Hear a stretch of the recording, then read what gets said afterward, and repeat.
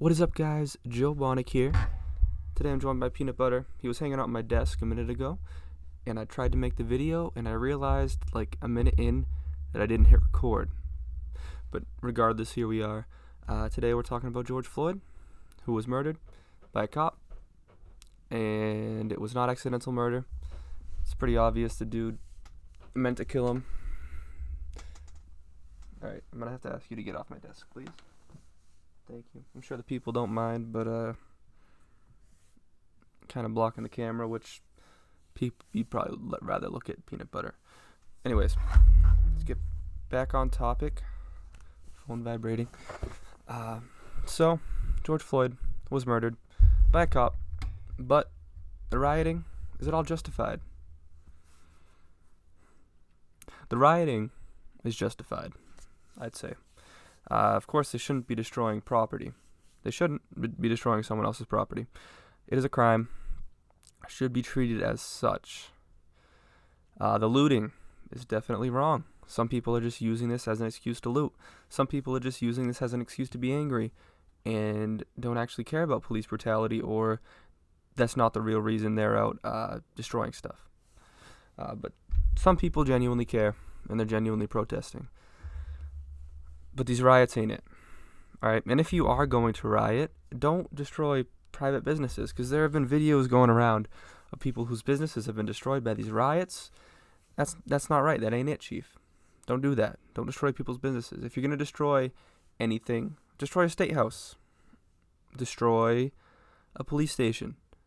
You will pay for it in your taxes, so you shouldn't. But if you're going to make a statement, make it in the right place. Don't destroy small businesses.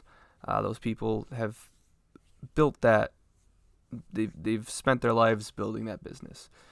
Don't destroy it. Regardless, there are some deep tensions here. People have been angry. People of color in particular have been angry. There have been so many instances of police brutality. And it's not just white on black. It's not just against black people. It's a police brutality issue, not necessarily a race issue, which I feel like people are making this out to be more of a race issue than it really is. I think it comes down to a power issue. I think that this dude was being arrested for forgery. Yeah. Supposedly he had a fake $20 bill he was going to use, and that's why he was getting arrested, which you shouldn't be forging bills, but also our dollar bills are being printed like they're nothing right now. So is he doing anything different than what the government's doing? Not really, but whatever, dude. Whatever. He shouldn't have been killed. He shouldn't have been murdered. If he's being detained by police, they should restrain him, put cuffs on him, and that's it. Then you put the dude in the police car. That's it. If he's resisting arrest, that's another charge. Charge him for it. Go ahead. But it was clear as day, obvious murder. He was on his neck for 8 minutes, and the cops standing around him should also be held accountable.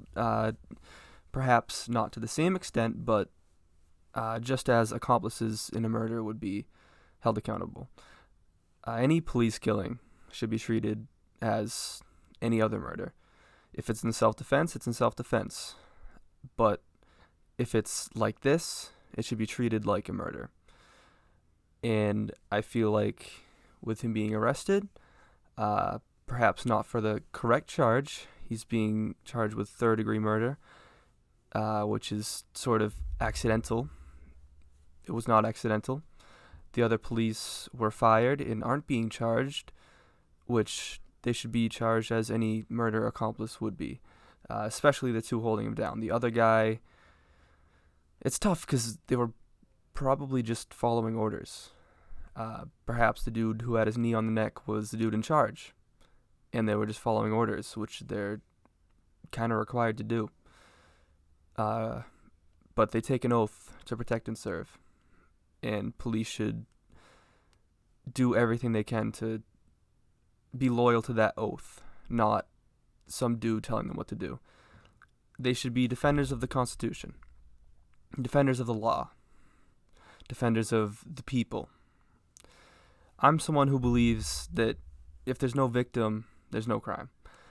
If you aren't infringing on somebody else's rights, you're not really committing a crime.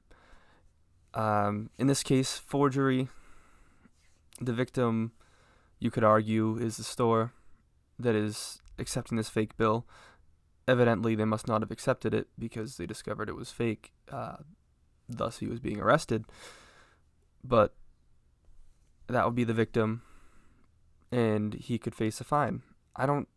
It's not even worthy of prison time, I don't think. Especially with the coronavirus situation, where they're releasing prisoners for things worse than forgery.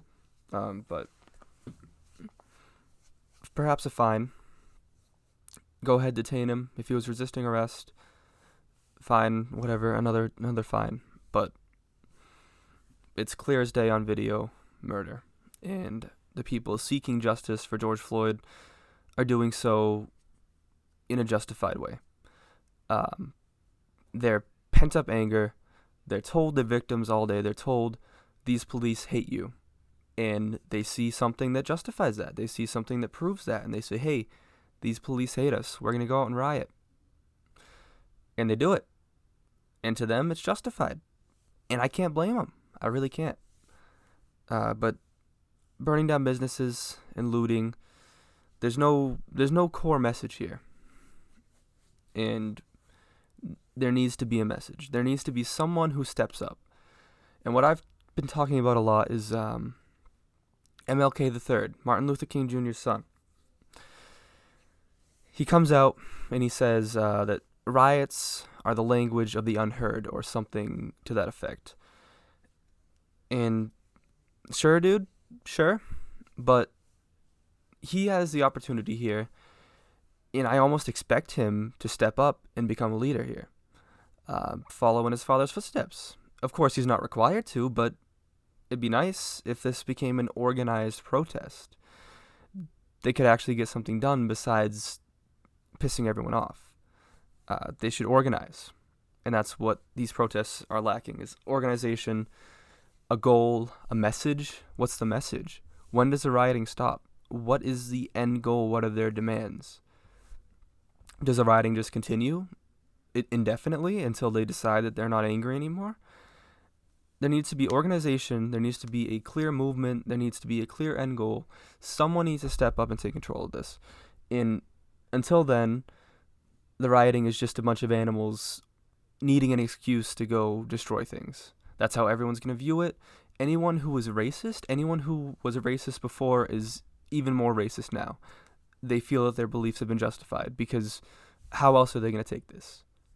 How are they going to take a bunch of people of color going out, razing buildings down, just destroying everything in their sight because they're angry? How are they going to take that?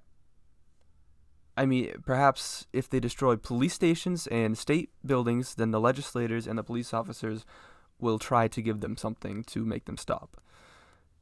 That's what they might get out of this. But they won't change anyone's minds. They won't change the racism in anyone's hearts. They're doing quite the opposite. But anyways, that's kind of all I wanted to say. I think that these protests, I see why they're angry. I see why they want to go out and destroy things, but they're not having the effect that these people want. Not the effect that these people want to get out of it. And honestly, we don't even know what they want to get out of it. So, that's my thoughts. Drop your thoughts in the comments. If you have a response to what these people are trying to get across, what you believe they're trying to get across, please let me know. And that is all. Thank you for watching. It's been 10 minutes. It feels like it's been like 2. Thank you. Have a good day. Leave a comment. Leave a like if you liked. Let me know if you agree or disagree. I will be replying to comments because there will only be 3 or 4 of them. Have a good day.